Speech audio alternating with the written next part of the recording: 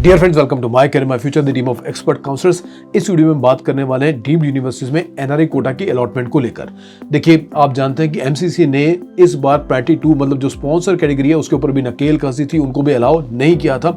और ये हमने पहले भी बोला था कि अगर ये रहा तो ऐसे में जो डीम्ड यूनिवर्सिटीज हैं उनकी सारी सीट जो है वो ऑलमोस्ट खाली रह जाएंगी एनआरआई कैटेगरी की, और जिसको कहते हैं कि प्रत्यक्ष को प्रमाण किया। सो यहाँ पर इस वीडियो में मैं आपको दिखाऊंगा अभी कि जो एक्चुअल सीट कितनी थी डीम्ड यूनिवर्सिटीज की एनआरआई कैटेगरी की, और सीट जो है वो अलॉटमेंट हुई कितनी है।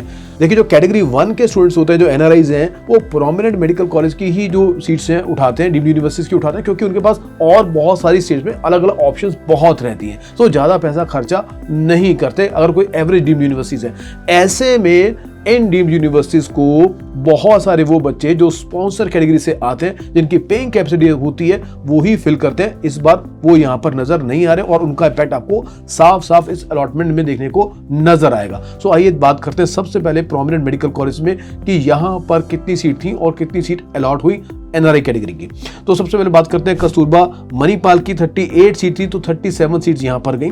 इसके बाद कस्तूरबा मैंगलोर की बात करें तो 38 सीट। इसके बाद जेएनएमसी 38 सीट थी, सिर्फ 8 सीट मतलब डबल डिजिट को भी टच नहीं कर पाया एक टॉप मेडिकल कॉलेज, सिर्फ 8 सीटें एनआरआई कोटा में गई। आगे चलते हैं तो जेएसएस की बात करते हैं तो यहां पर 38 सीट थी, तो यहां पर भी 14 सीट गई। अपने आप में एक बहुत बड़ा माना हुआ कॉलेज है।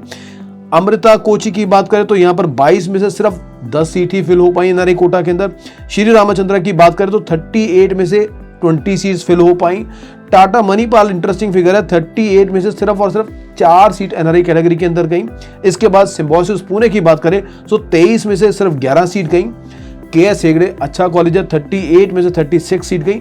बाकी बहुत सारी डीम्ड यूनिवर्सिटीज में डबल डिजिट भी नहीं हुई, कहीं पर 3, कहीं पर 1, कहीं पर 4, कहीं पर 2, इतनी ही सीटें यहां पर एनआरआई कैटेगरी में अलॉट हुई। अगर टोटलिटी की बात करें तो टोटल हमारे पास 1650 सीट थी एनआरआई कैटेगरी में इन डीम्ड यूनिवर्सिटीज में, जिसमें से अलॉटमेंट जो है वो सिर्फ और सिर्फ 227 सीटों की हुई।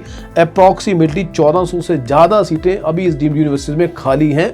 तो अब देखने की बात ये होगी, क्या एमसीसी राउंड 2 में इन बच्चों को, जो प्रायोरिटी 2 के बच्चे उनको अलाउ करेगी कि नहीं करेगी। क्या ये जो डीम्ड यूनिवर्सिटीज हैं वो रिप्रेजेंटेशन देंगी कि नहीं देंगी, ये पॉसिबल इन दोनों के इनिशिएटिव से ही हो पाएगा। तो चैनल से जुड़े रहें, बेल आइकन को प्रेस कीजिए, चैनल को सब्सक्राइब भी कीजिएगा, ताकि आने वाले बेहद इंपॉर्टेंट एनालिसिस जो आपके लिए हम लेकर आएंगे वो आप तक पहुंच पाए।